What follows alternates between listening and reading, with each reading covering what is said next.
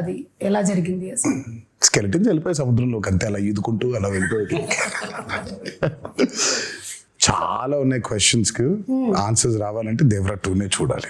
Okay, so అప్పటి వరకు wait చేయాల్సిందే సచ్చినట్టు. ఎనివే మాకు ఈ మాత్రం దొరికినందుకు మాకు చాలా సంతోషంగా ఉంది. ఎందుకంటే ఎక్కడో కలవాలనుకున్నాము కానీ అక్కడ కలవడం కుదరలేదు.